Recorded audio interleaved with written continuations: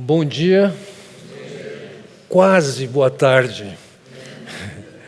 Eu confesso a vocês que eu não estou acostumado a pregar na hora do almoço. Aliás, o sindicato dos pastores deve entrar em contato com você depois, Isaac. São cerca de 100 quilômetros de Campinas para cá e é bastante diferente essa cultura de poder começar nessa hora o culto ou começar a pregar.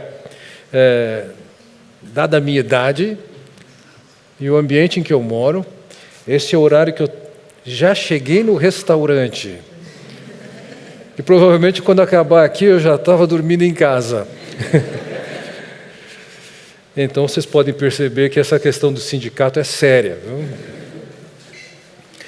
Já que temos tantas mudanças, eu estou me perguntando se isso aqui, por acaso, era para o batismo do Pedro. Não, é para mim mesmo, então tá bom. Comecei falando ontem com vocês o que é uma igreja que Deus quer ver em cada lugar. O que está no coração de Deus? Se por um lado tem uma orientação clara de Deus que nós devemos começar e levar o evangelho de Jerusalém, Judeia, Samaria e confins da terra, a questão é, aqui na Jerusalém de vocês, o que é que tem que acontecer? O que é que Deus quer fazer no meio de vocês? Ontem nós falamos sobre 3 características que essa igreja deve buscar. E eu vou avançar, eu estou começando a me convencer de que eu não vou conseguir contemplar todas as características, ou ao menos não contemplar todo o assunto dentro dessas características, mas essas são características que vocês devem ter consciência delas, porque através da sua consciência disso é que começa a se viabilizar que essa igreja seja o que Deus planejou, o que Deus sonhou, o que Deus projetou. Eu quero chamar a sua atenção, a partir de agora, sobre essas características, seguindo as de ontem.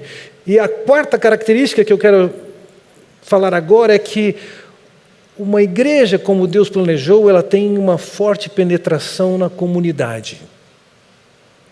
Na comunidade de não cristãos, no mundo lá fora.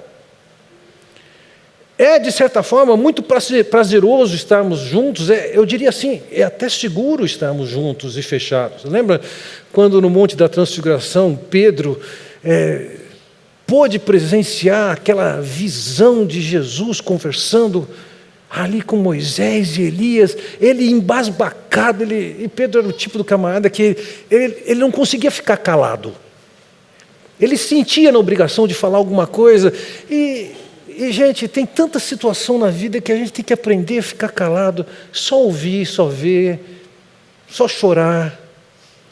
Mas Pedro não era desse tipo, ele sempre tinha uma palavra para dar, então ele chega para Jesus nessa circunstância e fala para ele: escuta, quer que eu faça umas 3 tendas aqui? Estava gostoso ficar lá. E ele foi surpreendido com uma nuvem iluminada que desce, e uma voz do céu fala, e marca tremendamente aquele momento, eles caem prostrados. Todos nós queremos experiências como essa, e se pudermos prolongar nosso tempo no monte, ou quem sabe aqui, é ótimo, mas o fato é que a nossa maior responsabilidade, o maior tempo que nós temos na condição de cristãos, é lá fora. E o que nós vamos fazer lá fora? Veja, quando nós lemos alguns relatos da igreja dos primeiros dias, olhando ali para Atos capítulo 4, vendo eles os homens que fora curada, nada tinham que dizer em contrário, e mandando-os sair do sinédrio, consultaram entre si, dizendo: que faremos com estes homens? Pois na verdade é manifesto a todos os habitantes de Jerusalém que um sinal notório foi feito por eles, e não podemos negar. E em toda Jerusalém estava sendo alcançada a notícia, a mensagem do que Deus estava fazendo naquela circunstância. Aquilo incomodou, inclusive, as autoridades. Vejam, em Atos capítulo 13, eu vou pular alguns versículos, no versículo 44, depois da abordagem de Paulo e Barnabé, é dito assim: No sábado seguinte, afluiu quase toda a cidade para ouvir a palavra de Deus. Em Atos 16 diz, assim as igrejas eram fortalecidas na fé e cresciam em número cada dia. E tinha uma moça que seguia Paulo e a nós gritando, esses homens são servos do Deus Altíssimo e lhes anunciam o caminho da salvação. De que maneira nós estamos impactando a sociedade? Como é que ela nos conhece? Anos atrás eu estava correndo num parque, bons tempos aqueles. Eu já tinha dado algumas voltas ali e estava por volta do meu 8º quilômetro e eu vou recomeçar uma volta. E uma mulher se aproxima de mim, andando rapidamente, tentando me acompanhar e querendo conversar comigo. E eu digo para ela, eu tenho mais uma volta para dar. E ela disse, eu posso correr com você? Ela sabia quem era e eu sabia quem ela era. Ela sabia que eu era o pastor e eu sabia que ela era uma prostituta. E muito constrangido, eu falei, pode vir. Eu falei, o que vai acontecer aqui? Quem é que vai me ver correndo com uma prostituta no parque? E naqueles quase 2.000 metros, aquela mulher chora e descreve o que é a desgraça da vida dela.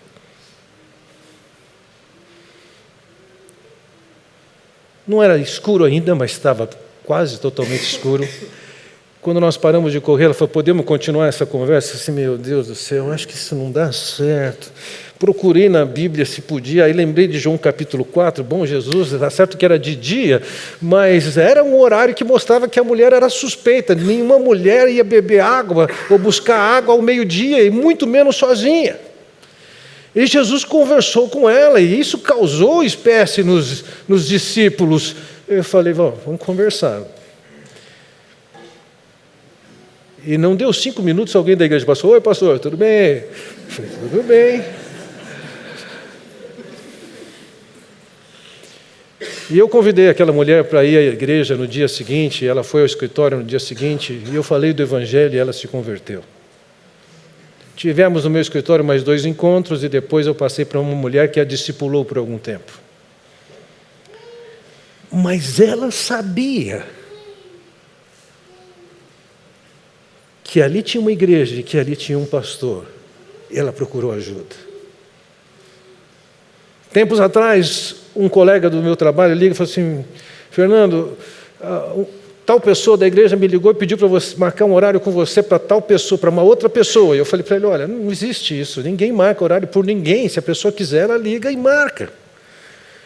E para minha surpresa, em menos de 10 minutos, a pessoa ligou, e essa pessoa chegou ao escritório e conversou comigo, e por quase 2 horas, descarregou o que estava no seu coração. Um homem de perto de 60 anos, que tinha descoberto que seus 3 filhos não eram seus filhos, mas diamantes da sua esposa. E eu digo para aquele homem, olha, se você acha que a situação está ruim, eu tenho uma notícia para dar para você, as coisas estão pior do que você já sabe. Ele olhou para mim assim como se dissesse, o que você sabe da minha vida? Eu falei, eu sei que você está debaixo da ira de Deus, isso é só parte do sofrimento que você pode ter.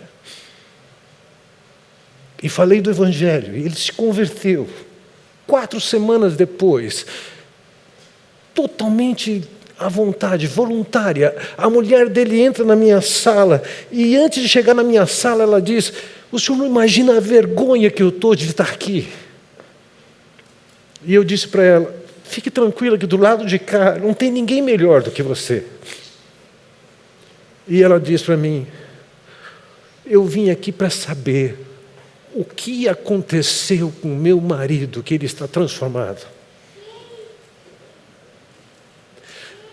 Sabe, eu estou contando essas histórias, e são histórias minhas, mas eu posso dizer a vocês A maior parte das pessoas que têm chegado a Cristo na nossa comunidade, elas não têm chegado através do meu ministério e diretamente através do meu ministério. As pessoas têm chegado a Cristo principalmente pelo ministério das pessoas da igreja, os crentes da igreja. Algum tempo atrás nós tínhamos um problema e um desafio para tratar com um grupo pequeno da igreja que começou num condomínio. O problema é, o grupo pequeno tinha 100 pessoas. Um casal da igreja, sem nenhum dos pastores juntos. Começou a trabalhar com amigos e compartilhar o evangelho. E naquela ocasião nós dividimos aquele grupo pequeno de 100 pessoas em 3 grupos de aproximadamente 30 pessoas cada um. E sabe, eu tenho percebido que pessoas têm se destacado, e algumas vezes somente em fases da sua vida, outros deles continuamente, de uma maneira que abrem seus lares, acolhem as pessoas, compartilham do Evangelho, e têm o privilégio de ver essas pessoas se converterem, tendo um impacto na sociedade. No ano passado, em abril do ano passado, um homem chegou à igreja, porque a esposa dele, cristã, tinha uma atividade na igreja, e ele estava tão angustiado, ele não conseguia ficar sozinho. E ele, enquanto ela ia trabalhar na igreja naquele final de semana, ele resolveu acompanhar, para não ficar sozinho em casa. E ele começou a ir da igreja, domingo após domingo. Inicialmente ele ia nos 2 cultos, de manhã e de noite. Mas lá num grupo pequeno em que ele estava participando, ele entende do Evangelho, ele abraça o Evangelho e se converte. Uma igreja tem o papel de ser sal e luz onde ela está. Eu gosto da interpretação, da ideia, que na condição de sal, nós somos aqueles que estimulam as pessoas a ter sede pelas coisas de Deus. Era comum no mundo antigo, os pastores que cuidavam dos rebanhos, eles andarem com pedrinhas de sal, pedrinhas essas que eles ficavam chupando. E o objetivo disso não era somente reter o líquido deles, mas eles sentirem sede e tomarem água, porque naquele ambiente facilmente se entraria num processo de desidratação. Eu entendo que quando Jesus está dizendo, nós somos o sal da terra, nós somos aqueles que vão dar sede nas pessoas, pelo Evangelho do Senhor Jesus, pelo Senhor Jesus. Para então a gente ser luz do mundo, iluminar o caminho e mostrar a direção que essas pessoas têm que ir, para onde elas têm que ir. Uma igreja tem forte impacto na sociedade. E entenda o desafio interessante e mais promissor é que isso possa acontecer dentro da sua casa, com você. Você vai dizer, eu não sei como fazer. E talvez seus líderes possam ajudar a como fazer. Mas também você pode começar a fazer, e começar a fazer alguma coisa que você experimenta e vê o que dá certo. E sabe, muitas vezes as coisas que dão certo são aquelas coisas que são diferentes do que eu acho que dá certo. Tinha um senhor na nossa igreja chamado Bruno. E ele começou a fazer aquele programa do CTL da Palavra da Vida. Ia lá aos sábados na Palavra da Vida e assistia matérias diversas. E então ele convidou os vizinhos dele, pasmem, ele convidou os vizinhos dele para estudar a síntese da Bíblia. Panorama bíblico. Na minha opinião, ele não podia mais estar mais equivocado do que ele estava. Mas sabe o que aconteceu? Alguns vizinhos e parentes dele se converteram desse jeito. Se ele tivesse se aconselhado comigo, ele não ia ter feito dessa maneira. E talvez não tivesse ganhado aquelas pessoas para Cristo. Cometa erros. Aprenda, porque uma igreja é forte na medida em que ela tem impacto lá fora. E as pessoas começam a entender do Evangelho e a se converter. Próxima característica. Uma igreja é forte na medida que ela tem um povo ativo no ministério. Vejam, nós vivemos em tempos em que o povo de Deus quer ser espectador, quer consumir igreja. Tem a música que eu gosto, tem a mensagem que eu gosto, a poltrona é fofinha, é tudo que eu quero. Mas não é assim que foi planejado por Deus, que a igreja tenha um programa em que as pessoas possam consumir. Veja, o que Paulo diz quando escreve aos Efésios, no versículo 3, ele diz assim, Romanos 12, porque pela graça me foi dada, digo a cada um dentre vós, que não pense de si mesmo além do que convém, antes pense com moderação, segundo a medida da fé que Deus repartiu a cada um. Tem uma graça que foi concedida, e foi concedida a cada um de vocês que teve uma experiência com Cristo, teve uma graça repartida na sua vida.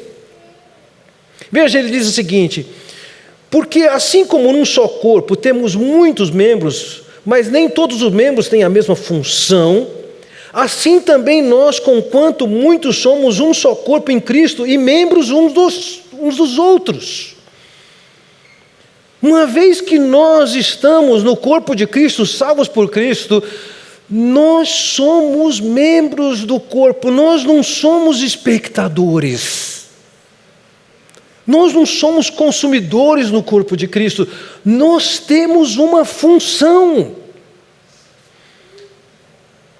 Anos atrás, meu filho ainda estava na adolescência, tinha acabado de entrar na faculdade, minha esposa passou por uma cirurgia, e naquele domingo, meus filhos, que já estudavam fora de casa, ambos vieram para casa, e eu fui para a igreja, chegando na igreja cerca de 5 minutos antes de começar o culto, enquanto que minha prática regular é chegar até 30 minutos antes.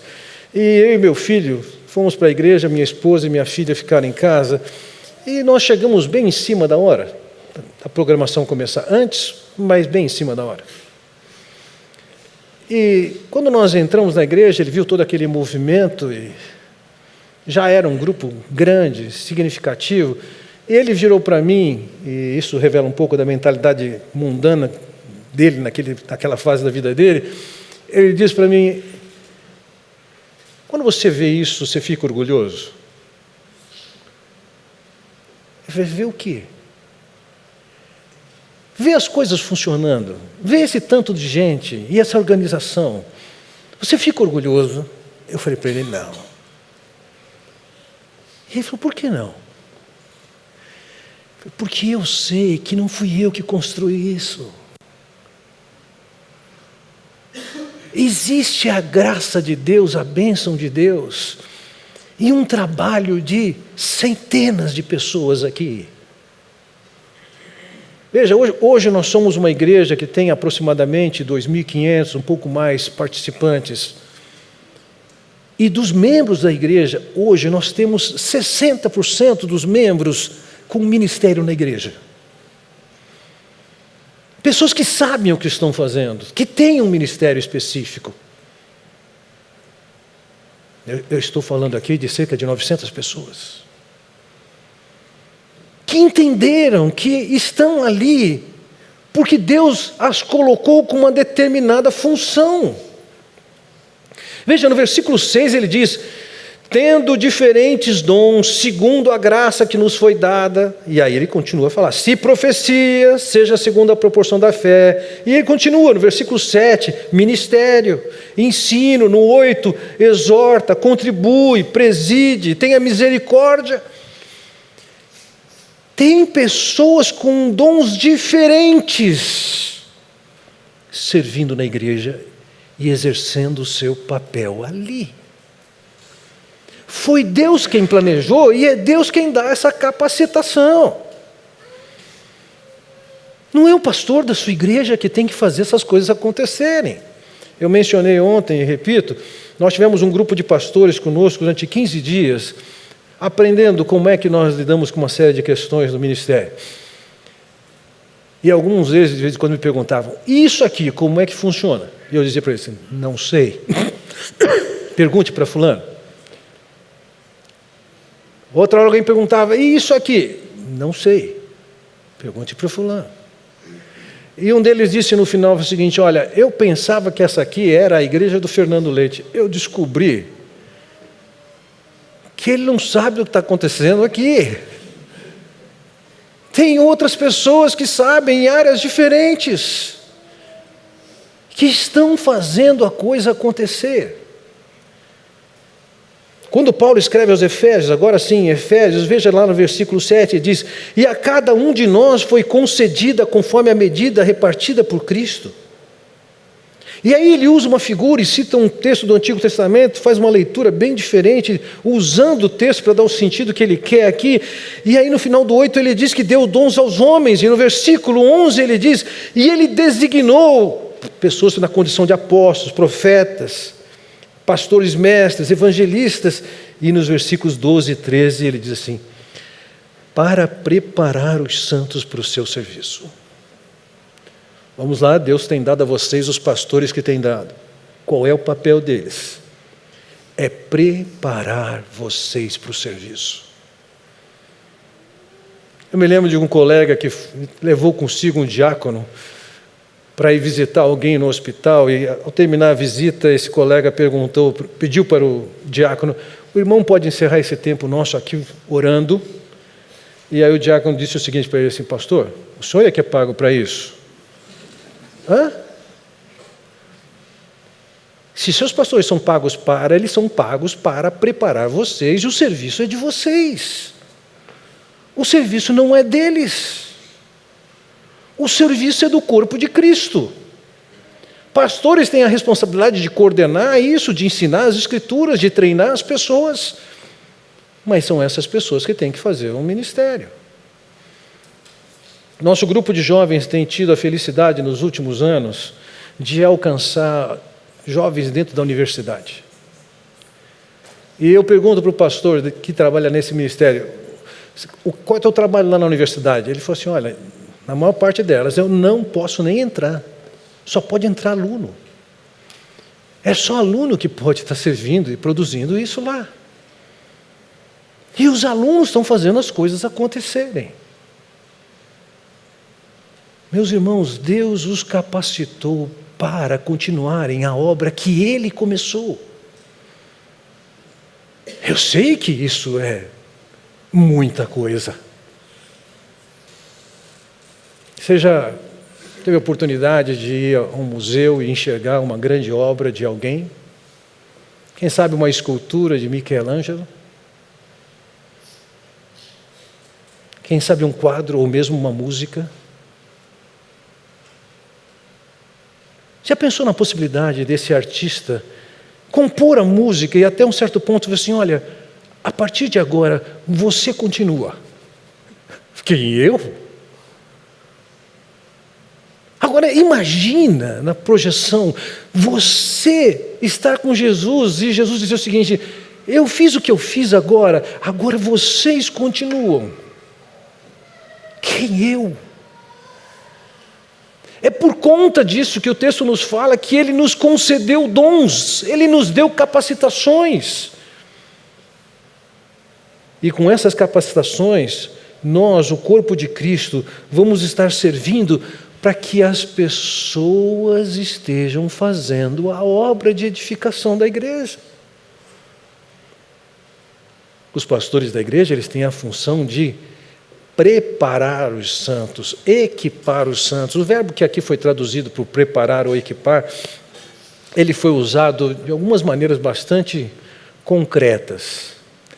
Ele foi usado para um trabalho que visa a consolidação de ossos quebrados. Foi também usado para o conserto de redes rasgadas.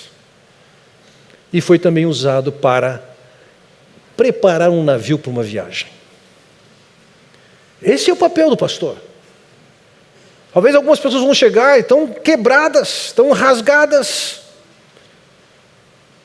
E todos os cristãos precisam ser preparados para o ministério. Então, uma igreja é forte, não é por causa do que um pastor pode fazer, mas é quando todo mundo entende que foi chamado por Deus e capacitado por Deus e que tem um trabalho específico a desenvolver no ambiente que você está. E você pode fazer essa pergunta: o que é que eu vou fazer? Quando eu era jovem, eu tinha uma certa admiração, com uma santa inveja, de pessoas que tinham uma alta capacidade de levar pessoas a Cristo. Eu achava aquilo belíssimo. E eu queria ser alguém assim, mas eu não era alguém assim. E eu insistia e fazia isso, e faço até hoje. Mas eu não era tão efetivo quanto alguns amigos e pessoas que eu admirava. Até que um dia eu entendi, não, o que Deus tem para mim é o ensino da Escritura. Então eu vou fazer minha parte, e eu me alegro com isso. Cada um de vocês tem uma capacitação de Deus para servir na igreja de Deus, e se você não faz sua parte, o corpo padece. Uma igreja é forte, ela é sólida, ela é bíblica, quando as pessoas estão efetivamente cumprindo o seu papel. Sabe, uma igreja que está crescendo, é impossível ter 100% dos seus membros integrados no ministério. É impossível. Porque os novos estão chegando, precisam crescer, precisam entender o que é ministério, como fazer, etc. Mas o objetivo, lembra que eu contei ontem do Roberto, que ficou 3 semanas estudando a Bíblia, e de alguma maneira ele chegou a Cristo ainda tênue, e depois de 3 encontros de discipulado, a gente, está na hora de você começar a servir no ministério. É lógico que nós não vamos dar para ele uma responsabilidade que ele não tem qualificação, mas todo mundo tem que estar envolvido nesse serviço. A igreja é resultado do trabalho de todos aqueles que foram capacitados por Deus para a edificação da própria igreja. E na medida em que cada membro da igreja entende isso, e não é que está fazendo para o pastor, para o Isaac, não, está fazendo para o Senhor. Debaixo da liderança que Deus tem constituído a sua igreja, mas tem que estar fazendo exatamente assim. A 6ª característica para a qual eu chamo a sua atenção aqui é que uma igreja ela é forte na medida que as pessoas têm um espírito de preocupação com os outros. O que está acontecendo com os seus irmãos? Vejam, observe o que tem de comum nesses poucos versículos que eu vou ler. Em Colossenses: suportem-se uns aos outros e perdoem as queixas que tiverem uns contra os outros. Perdoem como o Senhor lhes perdoou.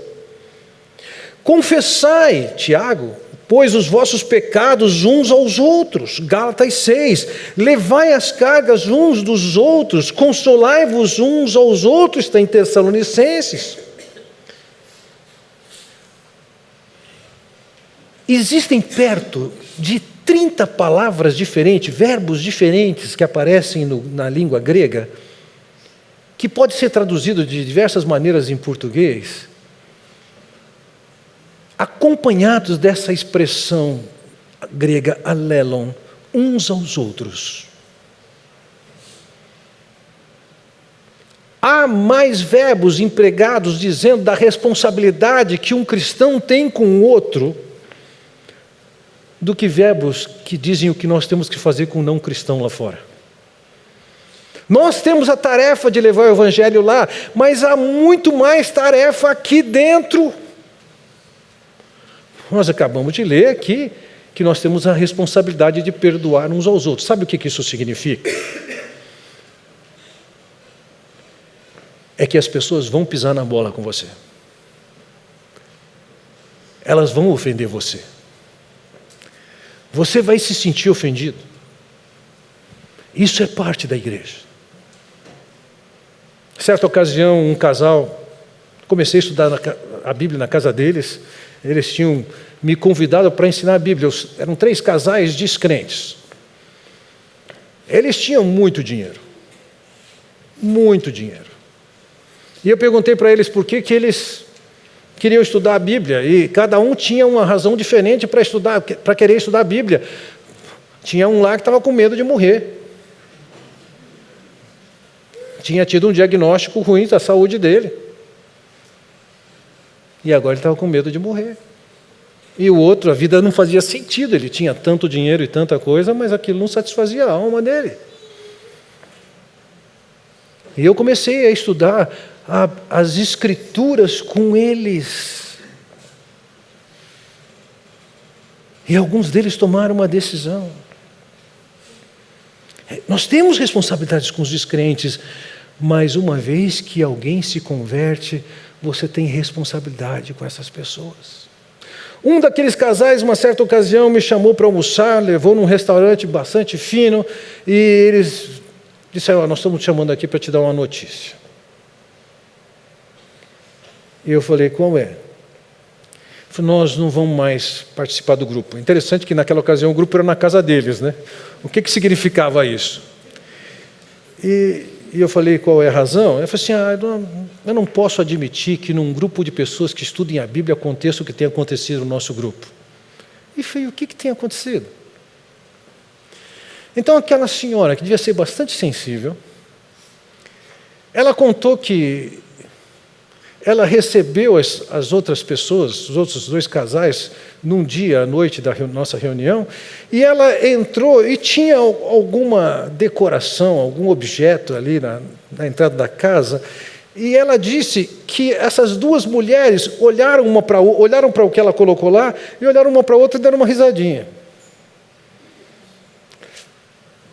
Eu não fui a fundo nesse caso. A impressão que eu tive foi o seguinte: as outras duas questionaram e riram do mau gosto dela. E ela se sentiu muito ofendida com isso, e ela me disse: eu não posso imaginar um grupo que estude a Bíblia que tem esse tipo de atitude. Eu falei: você não pode imaginar? Eu falei: eu posso. Eu falei: deixa eu te contar uma reunião que Jesus participou com os discípulos dele. Essa história está registrada lá em João capítulo 13. Jesus está participando com eles. Era normal que algum deles viesse a lavar os pés dos demais, mas ninguém queria fazer isso porque eles estavam em pleno debate sobre quem deles era o maior. Então Jesus tirou suas vestes superiores, tirou sua capa, seu paletó, tirou sua túnica, que seria a sua camisa. Ele ficou, não é o equivalente, mas em termos reais é o equivalente a uma cueca. Era uma roupa de baixo, uma sainha pequena, que os escravos usavam enquanto estavam trabalhando. Era um quadro para eles assim estranho. Ele pega uma toalha, coloca na cintura, começa a lavar os pés dos discípulos. Depois de 3 anos e tanto com aquelas pessoas, e nenhuma daquelas pessoas se dispôs a lavar os pés de Jesus. Era uma ofensa. Naquele jantar estava evidente que Pedro iria trair Jesus. Desculpe-me, Judas ia trair Jesus. Que Pedro iria negar Jesus. Você acha estranho que uma mulher olhou para outra e achou riso do seu bem? Você precisava participar daquele jantar de Jesus lá em João 13. Você ia ver que onde tem seres humanos acontecem ofensas, traições, negações. É assim, isso acontece na igreja. E ele diz: perdoai-vos uns aos outros. Mas ele não diz só perdoai-vos uns aos outros, nós vimos aqui: suportem-se uns aos outros, confessai os pecados uns aos outros, levai as cargas uns dos outros, consolai-vos uns aos outros. E veja, em certas circunstâncias, olha o que diz lá em Romanos capítulo 15: e estou certo, meus irmãos, sim, eu mesmo a vosso respeito, de que estáis possuídos de bondade, cheios de todo conhecimento, aptos para vos admoestardes uns aos outros. Nós vamos encontrar situações em que se justifica exortar alguém, admoestar, corrigir, mas nunca abandonar. Muitos anos atrás nós tínhamos, e ainda temos essa pessoa, mas transformada, tínhamos uma mulher na nossa igreja que ela arrumava encrenca por onde ela passava. Eu não ouvia falar das encrencas que ela falava, ela me contava. Ela contava, eu estava em tal lugar, aconteceu isso, eu fiz isso. Eu falei, meu Deus do céu, por que você fez isso? Passava um tempo, ela vinha me contar mais um. Acho que ela ficava com receio que alguém viesse fazer fofoca, ela já contava. Nunca ninguém veio contar o que ela fez, só ela me contava. Um dia eu comentei com a minha esposa, falei assim, sabe que essa mulher é uma mulher boa para você ter longe de você. Mas eu vou insistir e não vou deixar essa mulher longe de mim. A minha esposa virou para mim e falou assim, me deixa fora disso. E toda vez que essa mulher fazia alguma coisa deplorável, eu decidi que eu ia amar essa mulher, acolhê-la. Um belo dia, estou na minha casa, toca a campainha, na hora do almoço, eu atendo a porta e ela diz, eu vim aqui porque eu preciso de um espelho. Eu falei, espelho? Ela falou, eu preciso que você seja o meu espelho. Me diga, por que as pessoas me abandonam?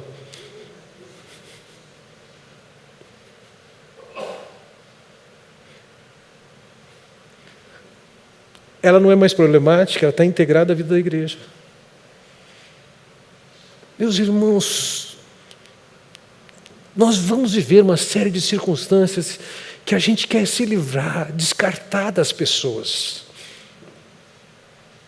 Mas numa igreja nós temos preocupação com todas as pessoas. E na medida do possível, e nem sempre é possível, o nosso papel é de resgatar essas pessoas, é de ver suas vidas transformadas.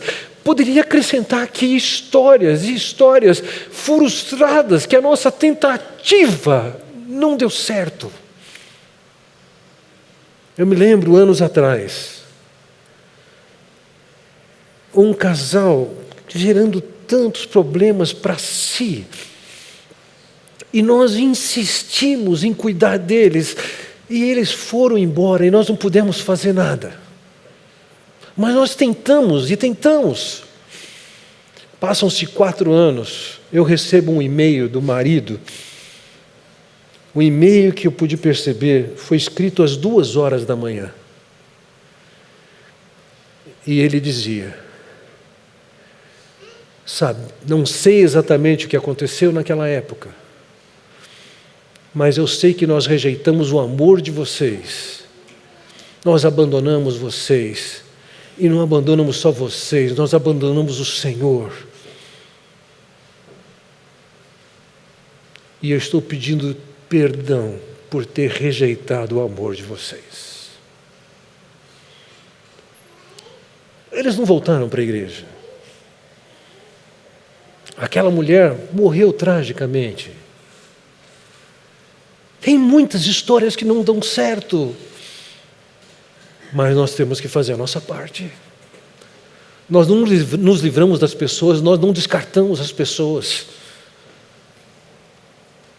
Nem quando a gente tem vontade de destruí-las. Veja, quando Paulo escreve aos Gálatas, no capítulo 5, ele diz, se vós, porém, vos mordeis e devorais uns aos outros, vede que não sejais mutuamente destruídos. Ou seja, nós não podemos ter uma abordagem destruidora uns com os outros.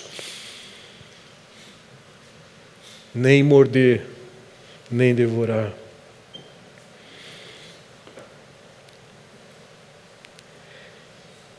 Veja, nós temos a tarefa de nos admoestar uns aos outros, conforme vimos em Romanos capítulo 15, versículo 14. E na medida que nós temos essa postura, essa atitude, sabe o que acontece? As pessoas lá de fora que a gente quer evangelizar, e que eu falei antes, essas pessoas sofrem impacto. Deixa eu me contar 2 histórias. Uma é a história do Hélio. O Hélio, descendente de japonês, aquele perfil quietão, distante. Sua esposa se converteu no grupo daquele cara que estudava panorama bíblico. Chegou o dia do batismo, nós fazíamos isso numa chácara, a família dela toda foi lá com a seguinte condição, ele falou, acabou o batismo, nós vamos embora.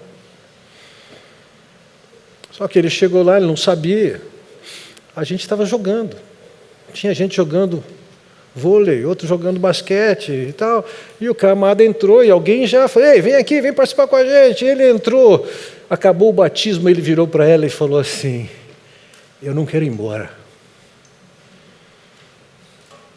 Ele falou assim, mas eu não trouxe comida para o piquenique. Ele falou, eu vou comprar. E ele ficou. Ele viu o relacionamento das pessoas, ele falou, quero ser parte disso. O Ayrton é uma história interessantíssima, ele é um excelente jogador de futebol. E diz que quando ele era adolescente, eles estavam jogando em algum campinho, alguém chutou a bola para o mato, e alguém foi buscar, um outro foi buscar a bola, e quando foi buscar a bola, o camarada que foi buscar a bola não voltava. Até que eles entraram para ver o que estava acontecendo. E quando eles entraram um pouquinho mais no mato, eles viram o colega deles de frente para um homem enforcado, com uma Bíblia aberta. E um dos colegas disse o seguinte, é isso que acontece com alguém que lê a Bíblia. E ele registrou isso. E de repente o Ayrton é atraído para um grupo de pessoas crentes, irmãos em Cristo. E ele começa a conviver com aquele grupo. E ele chegou à seguinte conclusão. Eu quero estudar a Bíblia porque eu quero estar com essas pessoas que estão aqui. Por causa do relacionamento que elas têm.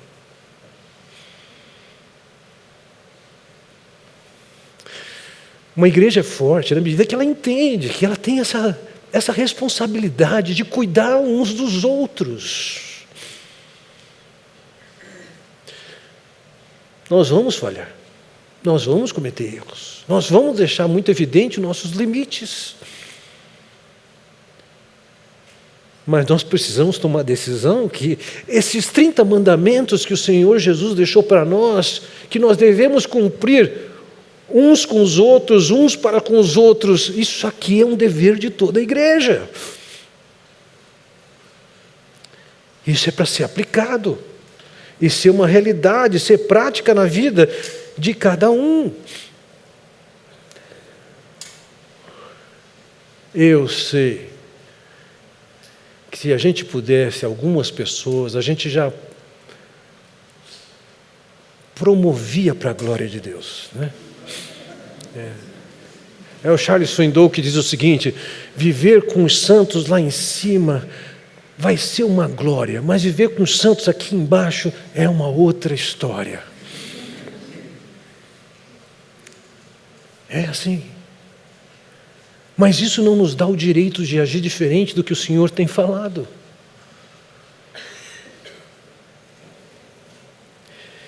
Sétima característica, eu vou parar com essa sétima característica, é o seguinte, uma igreja é forte na medida que ela dá grande ênfase e atenção à família.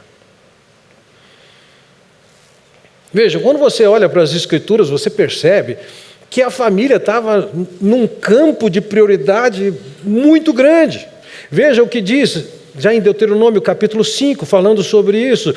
Ouve Israel, o Senhor nosso Deus é o único Senhor, amarás, pois, o Senhor teu Deus de todo o teu coração, de toda a tua alma, de toda a tua força. Essas palavras que hoje te ordeno estarão no teu coração. Era o pai que tinha a inculcar nos filhos essa palavra, sentado em casa, andando pelo caminho, ao deitar-se, ao levantar-se. É prioridade de um pai levar seus filhos a serem discípulos de Jesus. Não é responsabilidade da escola bíblica. Vejam, eu tenho muito prazer e muito privilégio de ajudar alguns filhos de pessoas da igreja. Não me lembro se foi domingo passado ou 2 domingos atrás, encontrei com um casal da igreja, eles têm aproximadamente a minha idade. E ela disse: Fernando, obrigado pelo que você está fazendo pelo nosso filho. Eu nem sabia que ela sabia que eu estava envolvido com o filho e com a nora, que viveram uma experiência difícil. E não estavam sabendo administrar isso com a chegada de um nenê que precisou de tantas cirurgias e ainda tem uma síndrome. E ela me disse: Fernando, obrigado. Eu falei: querida, tem responsabilidades que nós, pais, não conseguimos alcançar nos nossos filhos, e é privilégio dos amigos dos pais fazer algumas coisas pelos filhos. É um privilégio poder ajudar vocês com isso. Mas eles sabem, e eu sei, a responsabilidade com os filhos deles, e eu diria, eles fizeram até bem, de levar os filhos deles a levarem o Senhor a sério, levarem Deus a sério. E na medida que os pais entendem essa responsabilidade, eles estão trabalhando o coração desses filhos, que ao invés de serem pessoas que vão dar trabalho para quem trabalha na igreja, são pessoas que vão ser bênção. Eu fui pastor de uma igreja pequena em Ouro Preto, fui o primeiro pastor da cidade de Ouro Preto, no início dos anos 80. Eu voltei ali algumas vezes, depois que saí, fiquei 3 anos ali, e 25 anos depois, 30 anos depois, minha esposa e eu voltamos. E curiosamente, aquelas crianças de 6 e 7 anos na década de 80, que eram aluninhos da minha esposa na classe de escola bíblica, agora essas pessoas tinham filhos de 6 e 7 anos.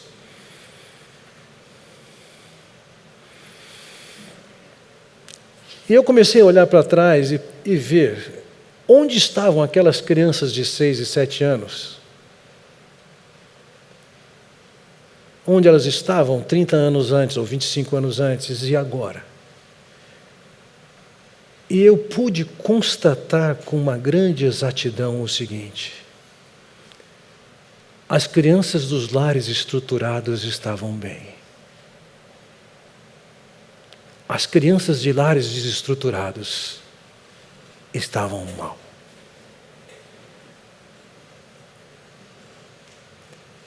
Na medida em que os lares são saudáveis, a igreja é saudável. Não é à toa também que quando Paulo escreve a Timóteo, em 1 Timóteo capítulo 3, ele diz lá no versículo 4, acerca daquele que quer estar na posição de pastor, ele deve governar bem sua própria família, tendo os filhos sujeitos a ele com toda dignidade. Pois se alguém não sabe governar sua própria família, como poderá cuidar da igreja de Deus? A liderança tem que se destacar pela condição de cuidar bem de sua família. O relacionamento de um homem e de uma mulher tem que estar bem qualificado para alguém estar na posição de liderança. Os filhos estarem debaixo de disciplina e educação para alguém estar na posição de liderança.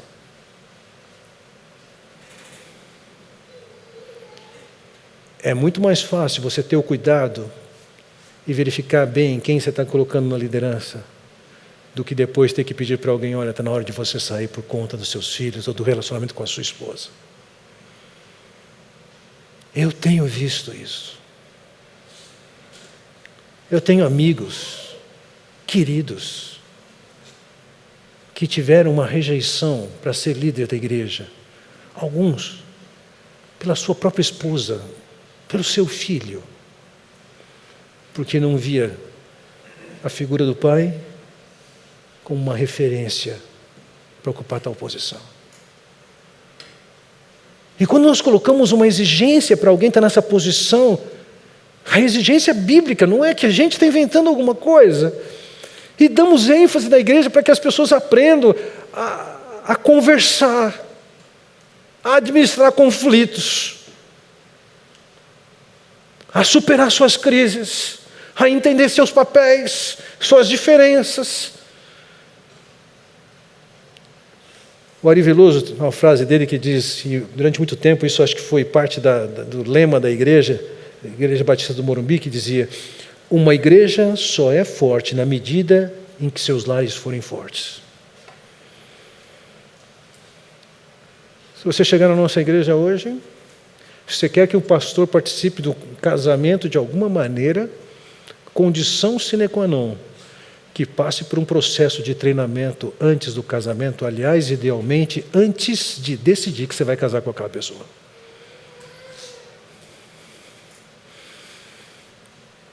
Se você se casou, tem um programa voltado para casais jovens sem filhos. Se você teve filhos, tem estudos sobre como ser pai. Nós temos partindo do pressuposto que não existem crianças problema, existem pais problema. E esses precisam ser trabalhados. Uma ênfase intensa em família, porque quando você acerta uma família, aquela célula está funcionando da maneira correta, o que vai acontecer é que a igreja vai ser saudável. Os filhos que nascem e vivem em famílias saudáveis, levando Deus a sério, obedecendo à vontade de Deus, meus irmãos, isso traz outra qualidade para a igreja.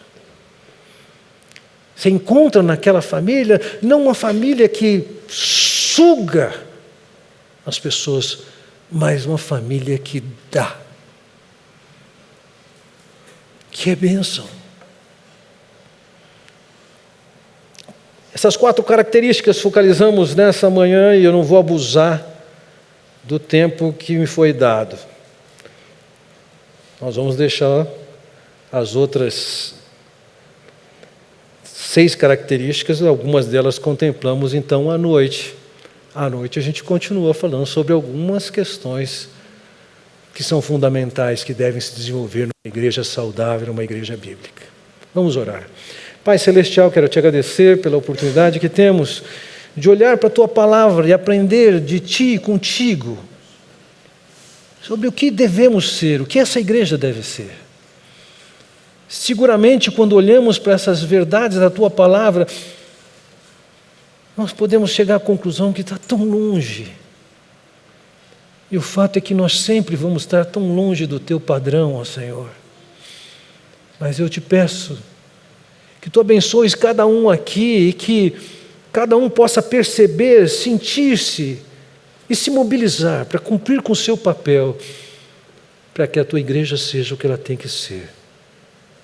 Que ela honre o Teu nome, que ela confunda as trevas, que ela seja luz para que as pessoas possam abraçar a Cristo como o Senhor, o Salvador amoroso que as busca. Eu oro, Pai, no nome de Jesus. Amém. Deus abençoe.